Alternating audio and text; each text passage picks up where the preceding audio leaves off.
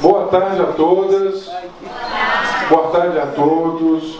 Queria primeiro agradecer e dizer que para nós o presidente Zé Ailton tem sido muito diligente, acolhedor às demandas que o nosso mandato, recebidas dos movimentos sociais, transformamos em iniciativas aqui da Comissão de Direitos Humanos da Assembleia. Nós entendemos que estas institucionalidades, mesmo não sendo aquelas nas quais nós nos identificamos, devem ser ocupadas pelos movimentos. E é muito simbólico para nós que nós estejamos aqui há 2 meses da Marcha de Mulheres Negras, com uma belíssima representação dos movimentos populares de mulheres negras no Ceará e no Brasil. E eu queria muitíssimo agradecer a disponibilidade da Vera ter se deslocado aqui ao Ceará para conversar conosco e conversar com o Ceará aqui pelos canais de comunicação aqui da casa. A gente está fazendo a transmissão ao vivo e é muito importante que a gente possa realizar esse diálogo. É muito importante dar visibilidade que a sociedade brasileira, ela é uma sociedade estruturalmente racista, sexista, homo-lésbo, transfóbica. Nós precisamos falar disso num momento em que o acúmulo coletivo e histórico de movimentos populares está sob ameaça.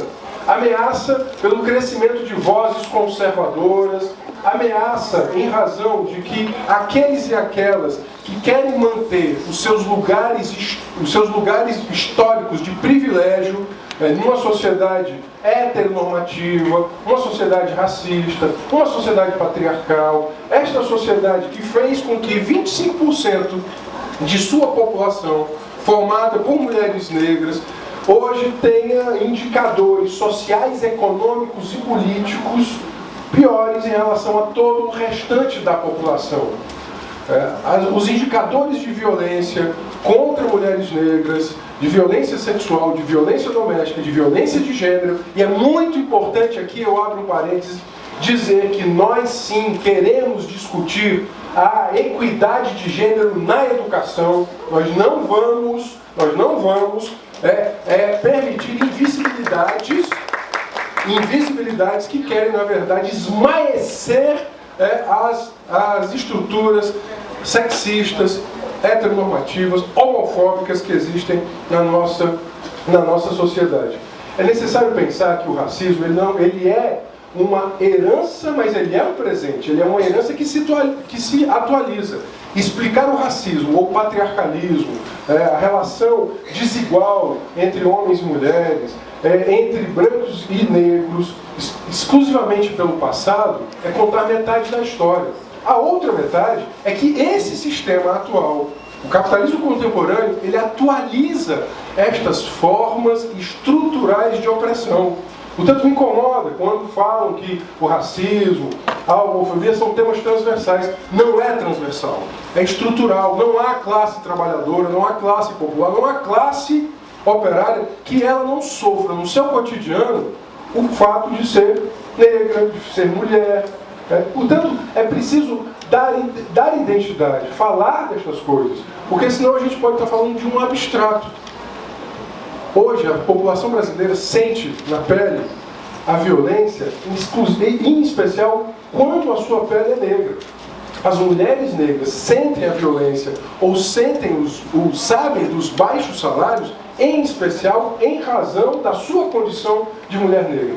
Portanto, nós estamos falando da composição da sociedade brasileira e de políticas que serão necessárias para a equidade no saber, na riqueza e no poder.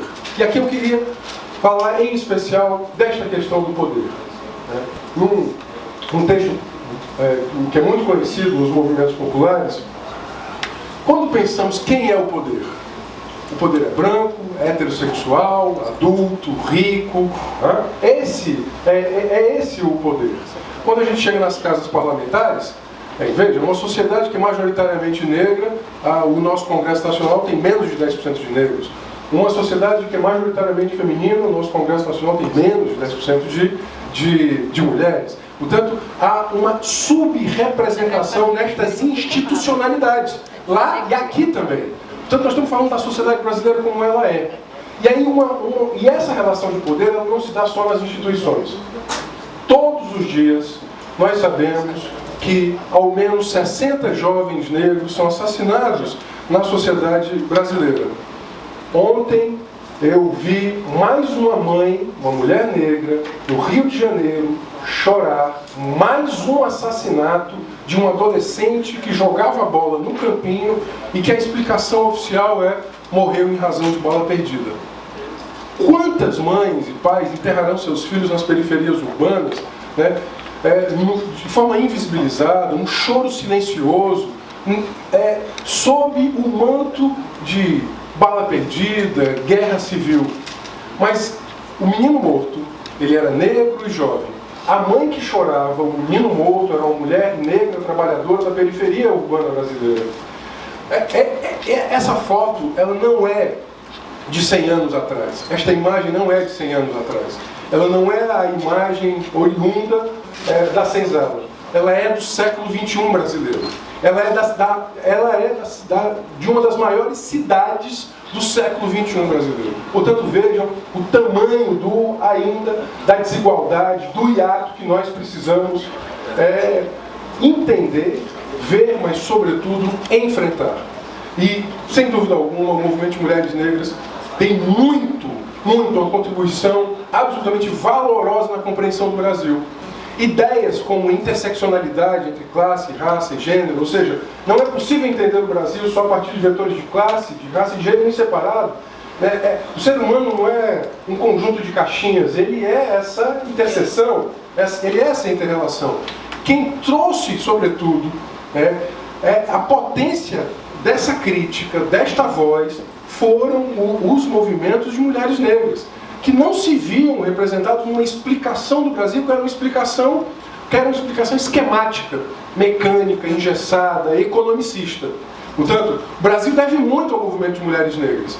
E deve muito para se entender. E deve muito mais para, entendendo, superar essas terríveis estruturas de desigualdade, esses lugares de privilégio da sociedade branca, racista, patriarcal. Queremos um mundo de homens e mulheres livres e iguais. É esse o nosso objetivo. Nós perseguimos esse objetivo. Se há uma palavra que nos representa, é a desigualdade, de poder, de saber e de riqueza. Desigualdade está ali marcada naquela cena da mãe, da mulher negra, velando, chorando o seu filho na periferia urbana. Aquilo, sobretudo, aquilo não é uma ocasionalidade, aquilo não é uma tragédia, aquilo não é fatídico. A estrutura da sociedade brasileira cresceu, estruturou-se, forjou-se desta forma. Aquilo ali é a regra. É a regra do extermínio do povo pobre, negro, que forja a riqueza do Brasil, essa riqueza que é racializada. Portanto, nós estamos falando dessas desigualdades de poder, de saber e de riqueza. E o nosso objetivo é, sobretudo, esse país, essa sociedade de homens e mulheres livres e iguais. E eu, portanto, finalizo agradecendo. Que bom que os movimentos nos provocaram para aqui realizarmos essa audiência e nos permitirmos ao debate com a sociedade cearense, que, além de tudo, sobretudo você aqui no Ceará, nós aqui no Ceará temos um outro desafio, que é combater o mito de que não há negros no Ceará.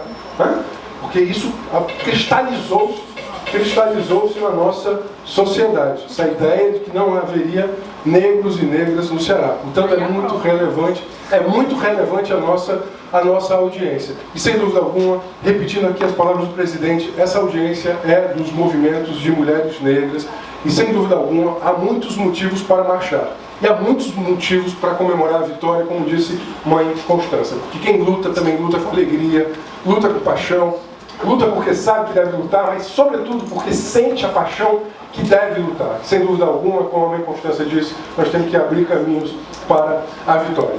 No dia 16 próximo, nós vamos fazer uma audiência pública sobre a questão dos imigrantes africanos, também da Comissão de Direitos Humanos. Estão todas convidadas, porque a tragédia humanitária que se abate na Europa com relação aos refugiados, ela não é só europeia. Nós temos também aqui as nossas situações que envolvem os imigrantes africanos e por provocação da pastoral do migrante, dos movimentos de migrantes africanos, nós trouxemos aqui para a Assembleia também essa demanda, e dia 16 nós faremos. Eu queria aqui de público deixar também o convite a todos e todas. Sem dúvida alguma que os caminhos estejam abertos e que sejam caminhos para a vitória. Obrigado.